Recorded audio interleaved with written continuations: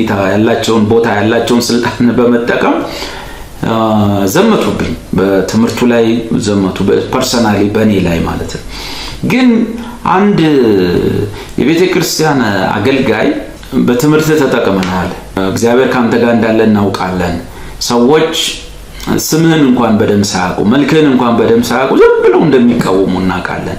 አንድ ነገር ግን ልንገራል እና ያ የቤተ ክርስቲያን አገልጋይ ቄስ የነገረኝ ነገር እስከዛሬ ይጠቅመኛል። ምንድነው ያለኝ? መቼም ቢሆን ራስን አትከላከላል። ራስን ለመከላከል እንዳትወጣ። አንደኛ እነዚህ በስንፍና ውስጥ ያሉ ሰዎች፣ የማያሰሩ ሰዎች ለስንፍናቸው ስትመልስ ደስ ይላቸዋል። ራስን ስትከላከል የእግዚአብሔርን ስፍራ ትወስዳለህ። እግዚአብሔር ካንተ ጋር ከሆነ እግዚአብሔር ላንተ ሊሟገትልህ ይገባል። እግዚአብሔር ካንተ ጋር ከሆነ ሰው ምንም እንደማያደርግ ማወቅ አለብህ። መጀመሪያ ማረጋገጥ ያለብህ እግዚአብሔር ከኔ ጋር ነው። እግዚአብሔር ካንተ ጋር ከሆነ ራስህን ለመከላከል ራስን ዲፌን ለማለት እኔ እንዲህ ነኝ ብለህ ለመከራከር አትሞክር። ዝም በል። በእግዚአብሔር ፊት በሰዎችን ፊት ውጤት ያለው ተቀባይነት የምታገኘው ስትጮህ ስትገዳደል አይደለም፣ ስትጫጫ አይደለም። እኔ እንዲህ ነኝ እኔ እንደዚያ ነኝ ብለህ ስትሟገት አይደለም። የከፍታ መንገዱ ዝም ማለት ነው። ራስን ዝቅ ማድረግ። ሰዎች ሳያዋርዱህ በፊት ራስን ማዋረድ ውጤቱ ተቃራኒ ስለሚሆን ራሱን የሚያዋርድ ሰው ባይ ኤኒ ሚንስ ከፍ ከፍ ይላል። ራሱን ከፍ ከፍ የሚያደርግ ሰው ግን የጊዜ ጉዳይ ነው፣ ይዋረዳል። ምን ማለት ነው? ውጤቱ ሁልጊዜ ተቃራኒው ነው ማለት ነው። ጌታ ኢየሱስ ግብዣ ቦታ ላይ በምንጠራ ሰዓት ያ መርሁ ለሁሉም ነገር ይጠቅመናል። ግብዣ ቦታ ላይ ብቻ ሳይሆን በህይወታችን ውስጥ ስንኖር በየትኛውም ጊዜ ውስጥ የሚጠቅም መርህ ነው። እሱ ስለ ግብዣ ቦታ ይነገረን። በተለይ በጸሎትም ጊዜ በብዙ ቦታዎች ላይ በምንሆን ሰዓት በእግዚአብሔርም በሰውም ፊት ስንሆን ሊኖረን የሚገባ ራስን ዝቅ በማድረግ ስለሚገኝ ክብር የነገረን ነገር አለ። ሉቃስ 14 በግብዣ ቦታ ላይ በምንገኝ ጊዜ ሰዎች በሚሰበሰቡበት ቦታ በቤተ ክርስቲያን ጉባኤ በሰዎች ግብዣ ላይ ብዙ ህዝብ በሚገኝበት ስፍራ ላይ ስንገኝ ምን አይነት ሁኔታ ውስጥ መሆን እንዳለብን፣ ራሳችንን ለማክበር መጨናነቅ እንደሌለብን፣ ራሳችንን ከፍ ከፍ ለማድረግ መጨናነቅ እንደሌለብን፣ በቦታዎች ሁሉ ቀለል ማለት እንዳለብን፣ በጣም መክበድና ራሳችንንም ማካበድ እንደሌለብን ጌታ ኢየሱስ የነገረን ትምህርት ነው። ጌታ ኢየሱስ የነገረን ትምህርት ነው። ማክበድም ማካበድም አያስፈልግም። አይደለም ራሳችንን ሰዎች ራሱ በቦታዎች በሁኔታዎች ውስጥ በጣም ሊያከብዱን ሲፈልጉ ሊያካብዱን ሲፈልጉ ዋናው መምህር ዋናው ጌታ ኢየሱስ እንኳን በግድ ሊነጥቁትና ሊያነክሱት ሲፈልጉ ከፊታቸው እንደሸሸ እግዚአብሔር ቃል ይናገራል። እሱ ንግስና ይገባዋል፣ እሱ ሊከብር ይገባዋል። የክብር ጌታ ነው፣ የክብር አምላክ ነው። ግን ሰዎች መልእክቱን ሳይቀበሉ ትምህርቱን ሳይቀበሉ ባደረገው ነገር እሱን ሊያነክሱ በፈለጉ ሰዓት የእግዚአብሔር ፕሮግራም አይደለም። ስለዚህ እሱ እንኳን ሸሽቷል። ባለቤቱ እንኳን ሰዎች ሊያነክሱ ሲሉ ሸሽቷል። ይሄ የኛ ጭራሽ ሰዎች አይደሉም፣ እኛ እኮ ነን ራሳችንን የምናነክሰው። እኔ እንዲህ ነኝ እኔ እንደዚያ ነኝ ብለን ማለት ነው። ራሳችንን እኮ ነው ጥብቅና ምን ቆመለት። ሉቃስ 14 ከቁጥር 7 ጀምሮ እናነበው። የታደሙትንም የከበሬታ ስፍራ እንደመረጡ ተመልክቶ ምሳሌ ነገራቸው። ኢየሱስ በተጋበዘበት ግብዣ ስፍራ ላይ የታደሙትን ሰዎች ሲያይ የከበሬታ ስፍራ ፊት ለፊት ላይ ገቢናው ላይ ማለት ፊት ለፊት ላይ እዚህ ተቀመጡ ሳይባሉ ወይም ይሄ እርሶ ስፍራ ነው ሳይባል ሄደው ክብሬ ነው ቦታዬ ነው ብለው ሌላውን ሰው ገፋ አድርገው ራሳቸው ቦታውን ያዙ ሰዎች ኢየሱስ አየ። የታደሙትንም የከበሬታ ስፍራ እንደመረጡ ተመልክቶ ምሳሌ ነገራቸው እንዲህ ሲል፣ ማንም ለሰርግ ቢጠራህ በከበሬታ ስፍራ አትቀመጥ። ሰርግም ይሁን የትም ይሁን መርቡ የትም ቦታ ይሰራል። ኢየሱስ በሰርግ ቦታ ላይ ወይም በታደመበት ስፍራ ላይ ካየው ነገር ተነስቶ ግን መርሁን አስተምሮናል። ማንም ለሰርግ ቢጠራህ በከበሬታ ስፍራ አትቀመጥ። በቃ ኢየሱስ ነው ያለው፣ አትቀመጥ። አገልጋይ ነኝ፣ ፓስተር ነኝ፣ ፊት አውራሪ ነኝ፣ ቀኛዝማች ነኝ ምናምን አይታችኋል። የድሮ ሰዎች ሰርግም ቦታ የትም ቦታ ይጠሩ። የድሮ ባላምባራሶቹ ፊት አውራሪዎቹ የታደሙበት ቦታ ላይ ቢሞቱ በሰው መካከል አይቀመጡም። ሄደው ፊት ለፊት አንዳንድ ጊዜ ሙሽራ ወንበር ላይ ሊቀመጡ ይችላሉ። ለሙሽራ ያዘጋጀው ሶፋ ወንበር ላይ ሄደው ቁጭ ይላሉ። ተነሱ ለማለትም የሚከብዱ ሰዎች ማለት ነው። እና በሄዱበት ስፍራ ቦታ ፊት ለፊቱ የኔ ነው ገቢናው የኔ ነው ብለው የሚያስቡ ሰዎች አሉ። ግን መጽሐፍ ቅዱሳዊ መሰረት የለውም። ሰዎች እዚህ ጋር ናና ተቀመጥ ቢሉ ጋባዡ ባለቤቱ እዚህ ጋር ና ቢል ይሻላል። ራስን የሆነ ቦታ አታስቀምጥ። ከዛ ጌታ ምን አለ? ማንም ለሰርግ ቢጠራ በከበሬታ ስፍራ አትቀመጥ። ምናልባት አለ ያው ጌታ እዛ መሃላቸው ላይ ነው ያለው። የሚገርም ነገር ምናልባት ካንተ ይልቅ የከበረ ተጠርቶ ይሆናል። ኢየሱስ በገባበት ስፍራ ላይ ሰዎቹ ቦታ ይዘው ቁጭ ብለዋል። የኢየሱስን አነጋገር ይሁን የክብር ጌታ በዛ ስፍራ ላይ አለ። ሰዎቹ ቁጭ ብለዋል። ኢየሱስ መጥቶ የተናገራቸው ቃል በከበሬታ ስፍራ አትቀመጥ፣ ምናልባት ካንተ ይልቅ የከበረ ተጠርቶ ይሆናልና። በቦታው ላይ በዛ ስፍራ ላይ ያ ስፍራ የሚገባው ጌታ ነው። የክብር ቦታ ሁሉ የሚገባው ለሱ ነው። በሁሉ ቀዳሚ ሊሆን ስለሚገባው ከዛ ምን ይሆናል? አንተ የከበረ ቦታ ይዘ የከበረ ስፍራ ይዘ ተቀምጠ ፊት ለፊቱ ላይ ተቀምጠ አንዳንዴ ለሱ የተዘጋጀን ቦታ ላይ ተቀምጠ የዛን ጊዜ አንተንም ያን የከበረውን ሰው ካንተ ይልቅ የከበረውን ሰው የጠራው ባለቤቱ የግብዣው አዳሚ ይጠራህና አንተንም እርሱንም የጠራ መጥቶ ምን ይልሃል? ለዚህ ስፍራ ተውለት ይልሃል። ባጭሩ ቦታውን ልቀቅ ይልሃል። ይሄ ወንበር የተዘጋጀው ለሌላ ሰው ነው እና ቦታውን ልቀቅለት ይልሃል። በዚያን ጊዜ እያፈርክ በዝቅተኛ ስፍራ ልትሆን ትጀምራለህ። ባለቤት ነው፣ ጠሪ ነው፣ ምንም ማምጣት አትችልም። ራስን ያስቀመጥከው ቦታው ላይ ከዛ ባለቤቱ ይመጣና ስፍራውን ልቀቅ፣ ቦታው የተያዘ ነው ይላል። የኢየሱስ ሐሳቡ ምንድነው? የኢየሱስ ሐሳቡ ራሱን የሚያከብር ሰው ይዋረዳል። ለዚህ ስፍራ ተውለት ይላል። በዚያን ጊዜ እያፈርክ በዝቅተኛ ስፍራ ልትሆን ትጀምራለህ።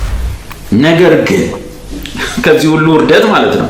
ነገር ግን በተጠራ ጊዜ የጠራ መጥቶ ወዳጄ ሆይ ወደ ላይ ውጣ እንዲል ሄደ በዝቅተኛው ስፍራ ተቀመጥ። ዋው!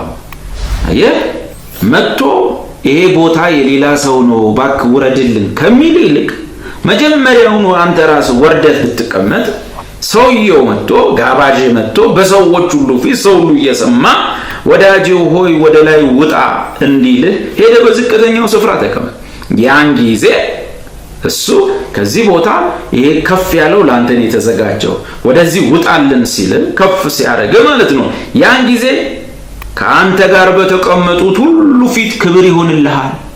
የቅድሙ ተቃራኒ ነው የሚሆነው። ራስን ከፍ ስታረግ ውረድ ትባላለህ። ራስን ዝቅ አድርገህ ከመጀመሪያው ጥግ ላይ ራስን ስታስቀምጠው አረ ወደዚህ ና ተብሎ ያውም ሰዎች እየሰሙ ወደዚህ ውጣ ትባላለህ። ያን ጊዜ በዚያ በተቀመጡት ሁሉ ፊት ክብር ይሆንልሃል አለና ጌታ ሲደመድም ምን አለ? ራሱን ከፍ የሚያደርግ ሁሉ ይዋረዳልና ራሱንም የሚያዋርድ ከፍ ይላል አለ ጌታ። ስለዚህ የምናገኘው ምንድነው? የምናገኘው የፍላጎታችንን ተቃራኒ ነው የምናገኘው። እኛ የፈለግነውን የፍላጎታችንን ተቃራኒ ነው የምናገኘው። የፈለግነው ከፍ ማለት ነው፣ ከፍታው መያዝ ነው። የምናገኘው ወይም ውጤቱ የፍላጎታችን ተቃራኒ ነው፣ ውርደት። ልክ በተመሳሳይ መልኩ የምናገኘው የፍላጎታችንን ተቃራኒ ስለሆነ የኛ ፍላጎት ታችኛው ከሆነ የኛ ፍላጎት ዝቅተኛው ቦታ ከሆነ የኛ ፍላጎት ራስን አለማክበር ከሆነ የኛ ፍላጎት እንደማንኛውም ሰው ተቀላቅሎ ቁጭ ማለት ከሆነ ውጤቱ ደግሞ ሌላ ይሆናል። ወደ ላይ ውጣ ትባላለህ። በሰው ሁሉ ፊት ሞገስ ይሆንልሃል እና እንደ ኃይለ ቃል ጌታ የዘጋበት ኃይለ ቃል ራሱን ከፍ የሚያደርግ ሁሉ ይዋረዳልና ራሱን ከፍ የሚያደርግ ሁሉ ይዋረዳልና ራሱንም የሚያዋርድ ከፍ ይላል እና ተቃራኒው ነው የሚሆነው። ደግሞ ለጤናችንም ይጠቅማል። ቀለል ብሎ ራስን ማኖር ለጤና ይጠቅማል። በጣም ራስን አለመስቀል ለጤና ይጠቅማል። ብዙ እንዳትጨናነቅ ያደርጋል። አንዳንድ ጊዜ ማቃቸው ሰዎች አሉ። ማቃቸው አገልጋዮች አሉ ጸጉራቸውን ለመቆረጥ ሙሉ ጸጉር ቤት ያዘጋሉ። ከሌላው ማህበረሰብ ጋር አብሬ ጸጉር አልቆረጥም ይመስላልና ጸጉር ቤቱ ተዘግቶ ይመጣል ተብሎ ሌላው ሰው አይገባም ተቆርጦ የሚወጣ። ጌታ ኢየሱስ ቢሆን ያን ያደርገዋል ወይ ነው? ቀላል እኮ። ኢየሱስን መምሰል የሆነ ውስብስብ ሂሳብ የለውም። የሆነ ቦታ ላይ መሆኑን የማደርገው ነገር ጌታ ቢሆን ያደርገዋል ወይ?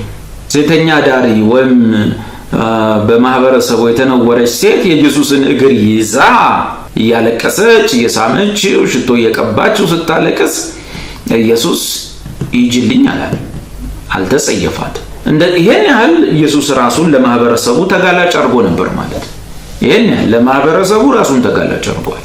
ጥንቃቄ ቢጠብቅም ማስተዋል ቢጋርድም ይሄን ያህል ግን ራሳችንን በተለይ ክርስቲያኖች ብቻ አይደለንም ከክርስቲያንም ክርስቲያን አገልጋዮች ራሳችንን ከማህበረሰቡ እንደተለየ ሰው የሚጠጣበት ቦታ ገብተን ሻይ ብንጠጣ ምንድነው ኃጢያቱ?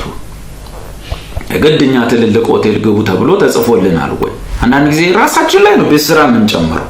በጣም ራሳችንን ስለሰቀልን መንገድ ዳር የሚጠጣ የጀበና ቡና እያማረን ግን አገልጋዮች ነን ነው ምንድነው? ፓስተሮች ነን ወይ ፕሮፌስ ነን ከዚህ ማህበረሰብ ጋር ቁጭ ብለን አንጠጣ ምንል ይመስላል።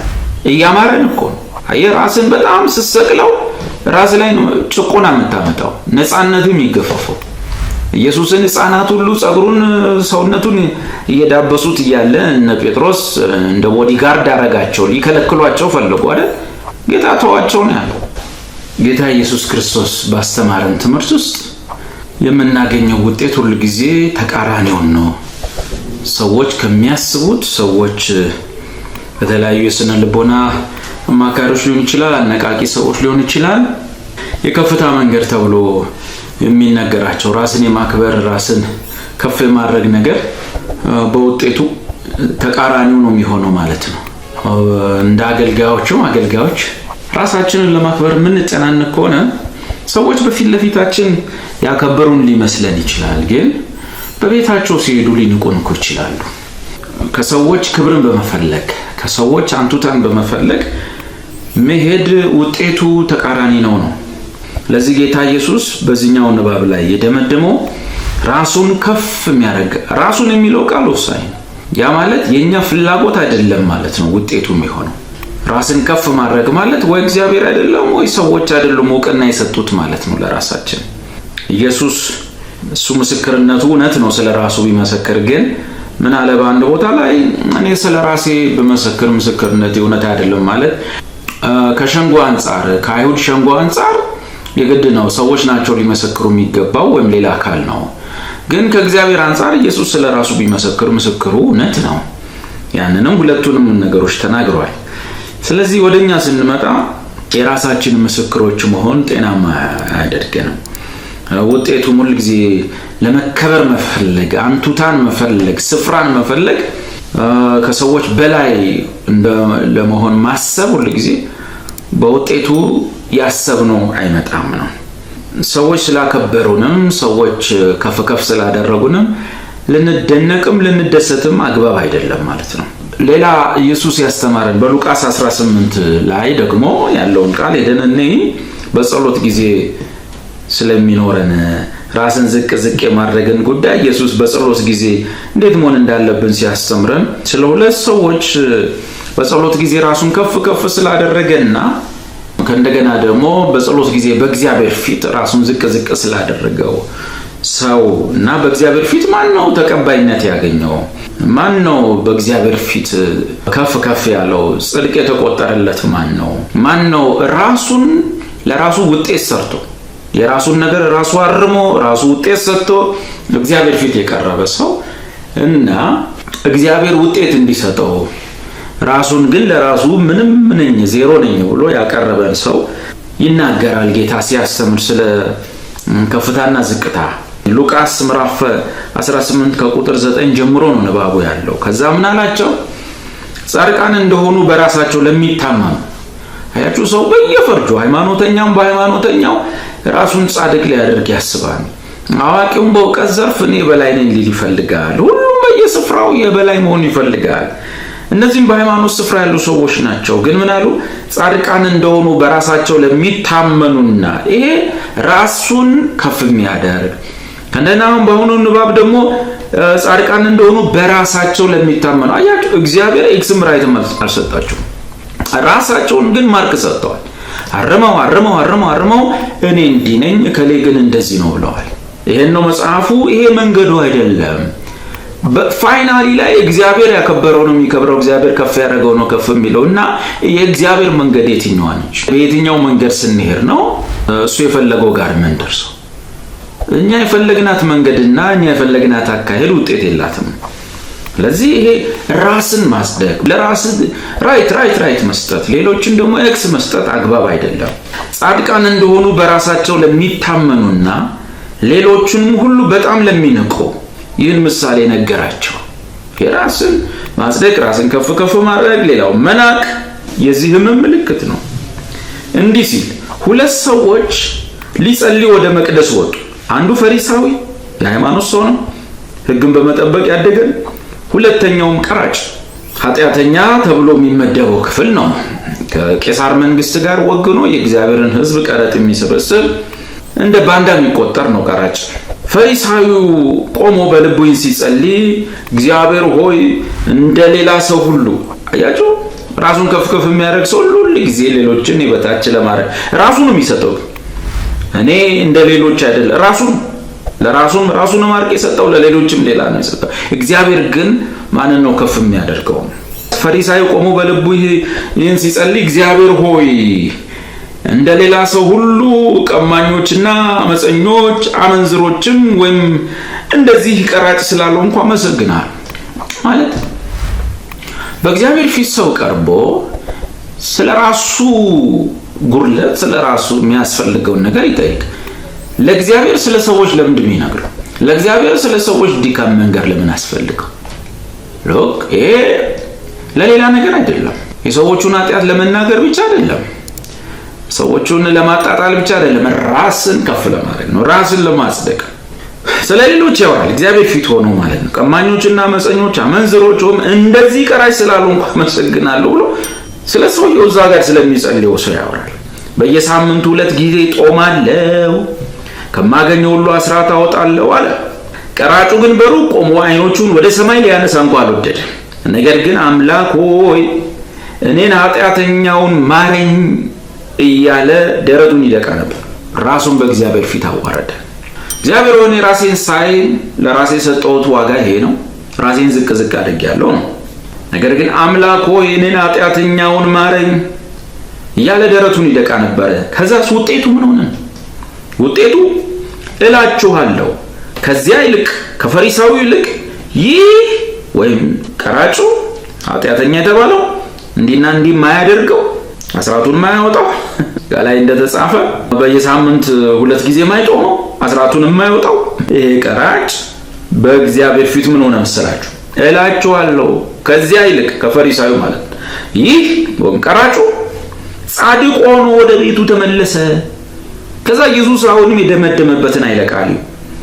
ራሱን ከፍ የሚያደርግ ውጤት ለራሱ የሚሰጥ ሰው እኔ እንዲህ ነኝ ሙግት አንተ እንደዚህ ነህ የምታዩት ማለት ነው። በማህበራዊ ሚዲያ ላይ በየቲክቶኩ በየፌስቡኩ ያለውን ጦርነት ታውቁታላችሁ። ሰዎች ለሌላው ኤክስ ሲሰጡ የሚውሉበት፣ ለራሳቸው ራይ ሲሰጡ የሚውሉበት። በፍጻሜ ግን እነዚህ ሰዎች ክብር አገኙ ወይ ነው? ራሳቸውን ሊያከብሩ ብዙ ታግለዋል። ሌላውን ለማዋረድ ብዙ ሞክረዋል። ግን ሰውን ለማዋረድ የሞከሩ ወንድሞች የነሱ አይነት ሰው አልታዘዘባቸውም። ያዋረዳቸው ሰውን የሚሰድቡ ሰውን የሚያንጓጥጡ ወጥተው ከነሱ የባሰ ሰው አልታዘዘባቸውም። ያሰቡት ምን ነበረ? ሰዎችን ያዋርዳሉ፣ ራሳቸውን ይሰቅሉታል። እንደዛ ሆኖ የሚቀጥል ነው ይመስላቸው። ራሱን የሚሰቅል ሰው፣ ራሱን የሚያወጣ ሰው፣ ራሱን ከፍ የሚያደርግ ሰው ግን ቅድም እንዳልኳቸው ውጤቱ የተመኘ ነው አይደለም። ሁሉ ጊዜ ውጤቱ የሚሆነው ተቃራኒ ነው። የእግዚአብሔር መንገድ ተገላቢጦሹ ነው። የእግዚአብሔር መንገድ ተቃራኒ ነው። ቀድመ ራስን አዋርድ። ከማንም ምንም አትጠብቅ። ከማንም ክብርን አትፈልግ። ሰዎች አንቱ እንዲሉ አትፈልግ። ስፍራ እንዲሰጡ አትፈልግ። እንዲጋብዙ አትፈልግ።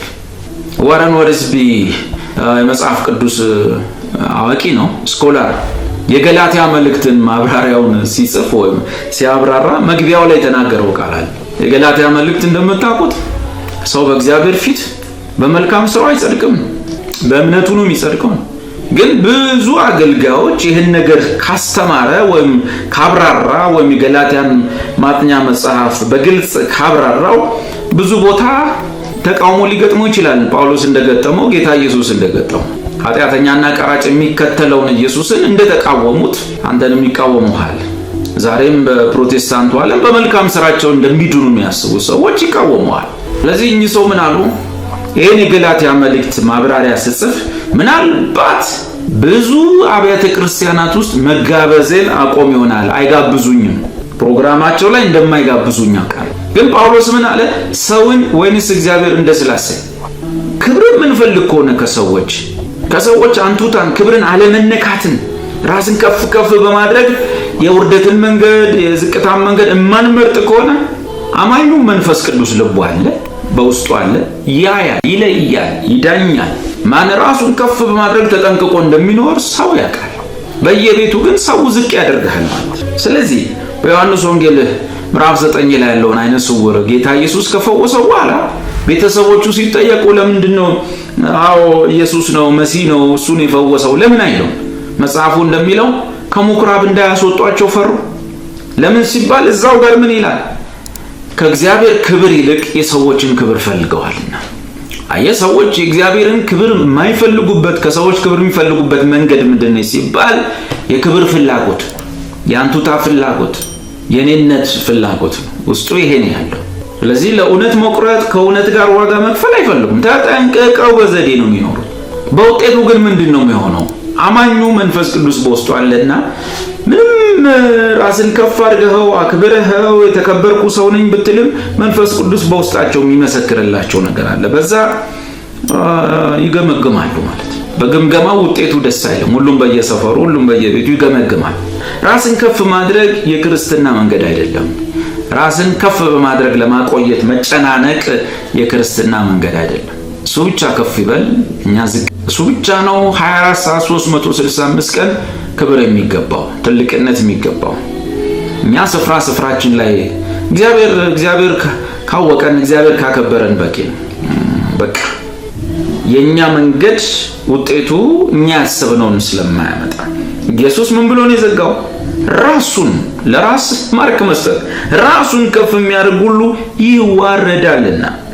ራሱን ግን የሚያዋርድ ቀድሞ ዝቅተኛውን ቦታ ይፈልጋል፣ ቀድሞ አንቱታ ያልፈለገ፣ ቀድሞ ከማንም ምስጋና ከማንም ጥቅም ያልፈለገ ሰው፣ ከማንም ምንም ያልፈለገ ሰው፣ እግዚአብሔርን ብቻ ተስፋ የሚያደርግ ሰው ቢያዋርዱትም አይከፋውም፣ ቀድሞ ራሱን ስላዋረደ። ቢያከብሩትም ደግሞ አይሞቀውም፣ ምክንያቱም ያቺ የሰዎች መንገድ እንደማታዛልቅ ያውቃል። ኢትዮጵያ ውስጥ የትም ቦታ ቢሆን ማለት ነው በክርስትና ውስጥ ሰዎች በጣም ወደ ላይ ከፍ ሲያደርጉ በተቻለ መጠን ራስ በጊዜ አውሩዱኝ ማለት ነው። አውሩዱኝ፣ በጣም አታውጡኝ ወደ ላይ፣ በቃ ወደ ላይ ይሰቅሉሃል፣ ከፍ ያርጓል፣ ይሞቃል። ከዛስ በኋላ እዛ ሰፈር ደግሞ ሌላ ነብይ ተገኝቷል ሲባል አንተን ጥለው እንደው ልንጥልህ ነው እንኳን አይሉ፣ ዘጭ አርገው ጥለው ይሮጣሉ። አወዳደቅ ታላቅ ይሆናል። ከማንም ምንም አትጠብቅ፣ ከማንም ክብርን አትፈልግ፣ ከማንም የስም የዝና የገንዘብ ጥቅም ክብርን፣ የአገልግሎት የክብርን ጥያቄ፣ የገንዘብን ጥያቄ፣ የገንዘብን ልመና አታምጣ። ያቺ የእግዚአብሔር መንገድ አይደለች። ትናቃለህ ማለት ነው።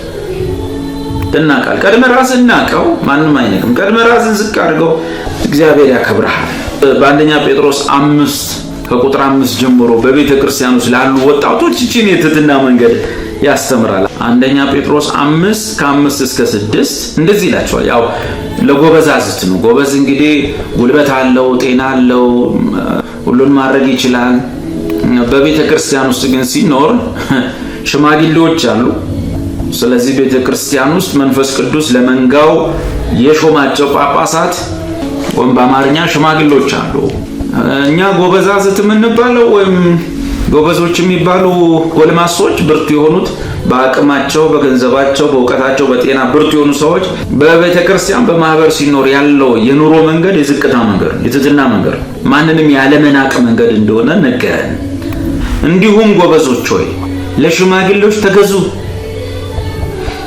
ሁላችሁም እርስ በርሳችሁ እየተዋረዳችሁ እኔ ለአንተ አንተ ለኔ እየተዋረዳችሁ ትህትናን እንደ ልብስ ታጠቁ። ዝቅ ማለት፣ ድሃን ማቀፍ፣ ድሃን መሳም፣ አሮጊት ድሃን ማቅረብ እናት ናቸው። እናት ስለሆኑ እቀፋቸው። መርጣህ አትቀበል፣ ዝቅ በል።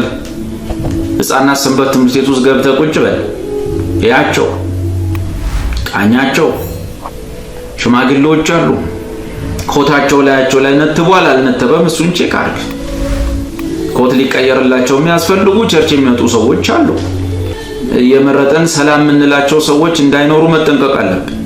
ትህትና ባለጠጎችን ወደ ራስ ብቻ አቅርቦ ድሆችን የሚገፋ መንገድ አይደለም። ምናልባት ያከበርን መስሎ ሊሆን ይችላል፣ እየተዋረድን ነው። ትህትና አዋቆችን ምሁራንን ወደ ራስ አቅርበ ሌላውን የሚገፋ አይደለም። ጳውሎስ የክርስቶስ ቤተክርስቲያን፣ የክርስቶስ ማህበር፣ የክርስቶስ የአካል ብልቶች ስብስብ ነው ብሎናል። በአካል ክፍል ውስጥ በአካል ውስጥ ያሉ ብልቶች ውስጥ የማያስፈልግ ወንድም የለም፣ የማያስፈልግ ሰው የለም። ጳውሎስ አያስፈልጉም የሚባሉ ወንድሞች ይልቁንስ የሚያስፈልጉ ናቸው ይላል። ዝቅታ ያስፈልጋል፣ ትህትና ያስፈልጋል። አንድ ጊዜ በኮሪያ ባለችው ቤተክርስቲያን ዋና መጋቢ የሆኑትን ፓስተር ቾን ታውቋቸዋላችሁ። ኮሪያ ውስጥ የነበሩ አገልጋይ ናቸው። ፓስተር ቾን ታውቃላችሁ። እና አንድ ጊዜ እየጸለይኩኝ አሉ። እየጸለዩ እየጸለዩ እያለ ሁለት አክሊሎች ወደ እሳቸው ይቀርባሉ። አንድ በጣም የሚያምር ትልቅ ግዙፍ አክሊልና አንድ አነስተኛ የሆነች አክሊል ወደ እሳቸው ይቀርባል።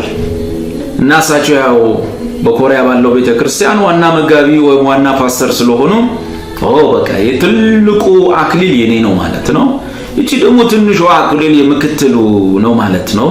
እንግዲህ ሲኒየር እና ጁኒየር ፓስተር መሆኑ ሲኒየሩ ነው የጁኒየሩ ነው ብለው ሲያስቡ የጌታ መንፈስ አይደለም፣ ይሄ ትልቁ ያንተ አይደለም እንዴ ጌታ ሆይ የማን ሊሆን ይችላል? አሰብኳሉ። ከታች ያሉ ፓስተሮች፣ ወንጌላውያን፣ መጋቢዎች፣ ሌሎች አሉ። እንግዲህ የከሌ ይሆን የሚተጉ ወንድሞችን እያሰቡ የከሌ ይሆን ይህ አክሊል አይደለም፣ የከሌም አይደለም።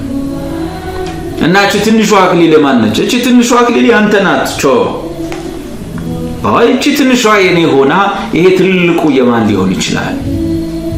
አሁን የጠራኋቸው በቤተ ክርስቲያን ውስጥ ዋነኛ የምላቸው ሰዎች እነሱ አይደሉም ብለኛል ጌታ። ስለዚህ ማን ሊሆን ይችላል? እና ጌታ መንፈስ ምን አላቸው? አንተ ማታስተውላት በቤተ ክርስቲያን ለብዙ ዓመት ፊት ለፊት ላይ የምትቀመጥ አሮጊት ሴትዮ እዚህ አንተ አገልግሎት እንዲደርስልን ለብዙ ዓመታት ከዚህ ቤተ ክርስቲያን ሳትለይ ለአንተ ትጸልይልህ የነበረች ሴት ነች። ለዓመታቶች ለአንተ የምትጸልይ ሴት እሷ ነች፣ አሮጊት ነች። ስትሄድ ታያታለህ፣ ታገኛታለህ። የእሷ አክሊል ነው ያንተ አገልግሎት እዚህ የደረሰው። እሷ ከኋላ ሆና ጸልያለች። ጳውሎስ አያስፈልጉም እንላቸው ብልቶች ይልቁንስ የሚያስፈልጉ ናቸው። ስለዚህ እነዚህ ሰዎች ለይተን ለማወቅ እነዚህ ሰዎች እንደ ክርስቶስ የአካል ብልት ለመቀበል የትዕቢት መንገድ፣ የኔነት መንገድ፣ የትልቅነት መንገድ፣ የባለጠግነት መንገድ፣ የከፍታ ወዘተ የምንላቸው መንገድ አይደሉም። ራሳችንን ዝቅ በማድረግ ማናቸውም ሰውን መጨበጥ መቻል አለብን። እናቶችን ብዙ ልብሳቸውን መቀየር ያልቻሉ ወይም ትንሽ አደፍ ያሉ እናቶችን አቀፈ እንደምስም እርግጠኛ ሆነ አገልጋዩም ማለት ዝቅ ማለትን ለምን ሲባል የውርደት መንገድ አይደለችም፣ የክብር መንገድ ነች። ማለት ከማን ተማርነው? ራስን ቆልለን የሆነ ቦታ አስቀምጠን የሆነን ማህበረሰብ የሆነን ክፍል አትንኩኝ አልነካም። መንገድ እንኳን ስናቋርጥ እኮ እኛ እንደ ማህበረሰቡ ሮጠን አናቋርጥም። የሆነ ቦታ ላይ ራሳችንን አስቀምጠናል። ስፍራ የሆነ ስዕል ስለናል፣ በሐሳብ ውስጥ ያለ ስዕል ስለናልና መንገድ ስናቋርጥ እንኳን በቃ እንደዚሁ መኪና እኮ ነው እየመጣ ያለው እና የሆነ ስታይላችን ምናምን ይለያል፣ አሯሯጣችን ይለያል። የለም እንደዚህ የለም። እና ጎበዞች ሆይ ለሽማግሌዎች ተገዙ፣ ሁላችሁም እርስ በርሳችሁ አንተ ለኔ እኔ ላንተ ማለት ነው እየተዋረዳችሁ ትህትናን እንደ ልብስ ታጠቁ። እግዚአብሔር ትዕቢተኞችን ይቃወማልና። ዋው! ለትሑታን ግን ጸጋን ይሰጣል። ውጤቱ ተቃራኒ ነው። ተቃራኒ እውነታዎች ውጤቱ ተቃራኒ። ለትሑታን ማለት ራስን ዝቅ በማድረግ እኔ እንደማንኛውም ሰው ነኝ፣ በእግዚአብሔር ጸጋ ሄዳንኩኝ፣ በእግዚአብሔር ጸጋ የቆምኩኝ፣ በእግዚአብሔር ጸጋ ማገለግል፣ እንደማንኛውም ሰው ልደክም የምችል፣ እንደማንኛውም ሰው ልሰናከል የምችል፣ የእግዚአብሔር ጸጋ በጎደለኝ ሰዓት እንደማንም ሰው መሆን ሰው ነኝ። እኔ ልዩ ፍጥረት አይደለሁም። በክርስቶስ ቤዛነት የዳንኩ ሰው ነኝ። እንደማንኛውም ሰው አዳኝ የሚያስፈልገኝ ምስኪን፣ ታዳጊ የሚያስፈልገኝ ምስኪን፣ ራሱን ማስጣል ማዳን የማይችል ምስኪን፣ በኃጢአቱ ሙት የነበረ የሞተ ሰው አንዳች ነገር ለራሱ ማድረግ እንደማይችል፣ ለመዳኔ ምንም ማድረግ የማልችል እግዚአብሔር ልጁን ልኮ ስቦ ያወጣኝ ሰው ነኝ። ሌላውን እንደ ሳበው ነው የሳበኝ። ሌላው ላይ ልመካ የምችልበት፣ ሌላው ላይ ልኮራ የምችልበት፣ ሌላውን ልጸየፍ የምችልበት፣ ሌላውን ላልጨብጥ የምችልበት ምንም ምክንያት የለም። ምንም። ደግነቱ ይሄ ዝቅታ መንገድ አንደኛ ሰላም ይሰጣቸዋል። ሰላም በቃ ትረጋጋል። ራስን አጨናንቀ፣ ራስን ቁንን አድርገው፣ ራስ ላይ ቤት ስራ ጨምረ፣ ራስን መንገድን አጥርረ፣ ቅድም እንዳልኩት ቡና እያማረው አንዳንዱ ሰው መንገድ ጋር ቡና ሲያፈሉ እያማረው እኔ እግዚአብሔር ሰው ነኝ እዚህ አልገባም ትልቅ ሆቴል እያሰበ ማለት ነው። ያንን ለማሟላት ደግሞ ሌላ ጥፋት ውስጥ ይገባል ማለት። ማን ያስተማረን መንገድ ነው? ኢየሱስ ቢሆን እንደዛ ያደረገ ነው ማለት። ከመምህሩ የሚበልጥ ደቀ መዝሙር አለ? ከኢየሱስ የሚበልጥ ፓስተር፣ ሐዋርያ፣ አገልጋይ ምናምን አለ? መንገዱ ተገላቢጦሽ ነው ማለት ነው። ተቃራኒ እውነታዎች መጽሐፍ ቅዱስ ውስጥ ተቃራኒ ሆኑ እንድናውቃቸው፣ እንድናስባቸው፣ እንድንኖርባቸው፣ እንድንለማመዳቸው የተፈለጉ ነገሮችን እያወጣን እናያለን። ሌላኛው ተቃራኒ እውነታ ሌላኛው ነጥባችን ነፃ ሰው ለመሆን ባሪያ መሆን ያስፈልጋል። ነፃ ሰው ለመሆን እኔ መጨረሻ ፍሪ ነኝ፣ እኔ ነፃ ሰው ነኝ፣ እኔ በሙሉ ከማናቸውም እስራት፣ ከማናቸውም የአመለካከት፣ የሃይማኖት ወዘተ ሊሆን ይችላል ቦንዴጅ ነፃ የሆነ ሰው ነኝ፣ በጣም ነፃነትን ያገኘው ሰው ነኝ ለማለት፣ ነፃ ሰው ነኝ ለማለት መንገዱ ተቃራኒው ነው። በዚህ ምድር ላይ ማነው ሙሉ ነፃነት ያለው ሲባል ሙሉ በሙሉ ባሪያ የሆነ ሰው። የነፃነት መንገዷ ባርነት ነች። እውነተኛ ነፃነት ለማግኘት ሰው የጌታ ባሪያ መሆን አለበት። ከሰይጣን ባርነት፣ ጭቆና፣ ገዥነት ነፃ የወጣ ሰው በነፃነት ዓለም ውስጥ ነፃነቱን የሚለማመደው በኢየሱስ ጌትነት ስር ራሱን ሲያኖር፣ አለዚያ አቅም የለውም፣ ዋስትና የለውም። ያ የቀደመው ጨካኝ፣ ያ የቀደመው ጨቋኝ፣ ያ የቀደመው ገዢ ሰውየውን ከፊት ይልቅ ሊጎዳው ይችላል። ሰውየውን ከፊት ይልቅ ሊያጠፋው፣ ሰውየውን ከፊት ይልቅ በባርነት ውስጥ ሊከተው ይችላል። ታውቃላችሁ፣ ደቡብ አፍሪካዎች ከነጮች ጭቆና ነፃ ወጣን ብለው በማንዴላ መሪነት ነፃነት ወጡ፣ ነፃነት አገኙ። ከነጮቹ ህጎችና ካወጧቸው ፖሊሲዎች፣ ህጎች ወዘተ ነፃ ወጥቶ ሊሆን ይችላል። ሰዎቹ ግን ከራሳቸው ነፃ ወጡ። ልክ የሎጥ ልጆች እንዳደረጉት። የሎጥ ልጆች ከሎጥ ከአባታቸው ጋር ከሰዶም ወጥተው ሄዱ። ሚስትየውም ሴቶች ልጆቹም ወጥተው ፊዚካል በአካል ነፃ ወጥተዋል ከሰዶም ማለት ነው። ግን የሚገርማችሁ ነገር ልባቸው ውስጥ ሰዶም ነበረች። ሚስትየው እየሄደች እንኳን የመላእክቶቹን ማስጠንቀቂያ ዞረሻት የሚለው እንኳን ልክ አለ አይደለም ወይ ሀገሬ እንደማለት እኮ መልአክ እየነገራት አትይ ዞረሽ እያላት ዞረች። ምንድን በቃ ልቧ እዛ ነው። ልጆቹም እንደዚሁ ከወጡ በኋላ ዞሮ ባየው ማለት ልባቸው ውስጥ ሶዶም እንዳለች ነፃ አልወጡም ከሶዶም። ወዲያውኑ ነው ብዙ ሳይቆዩ አባታቸውን አስከረውት እዛው ያለውን ልማድ የፈጸሙበት። ልጆቹ ከአባታቸው ነው የወለዱት። አያችሁ፣ ከሶዶም በአካል ከወጡ በኋላ ነው እንደዚህ ሆነ። በአካል መውጣት ይቻላል፣ በልብ ውስጥ ግን ሰዶምን ይዞ መውጣት ማለት።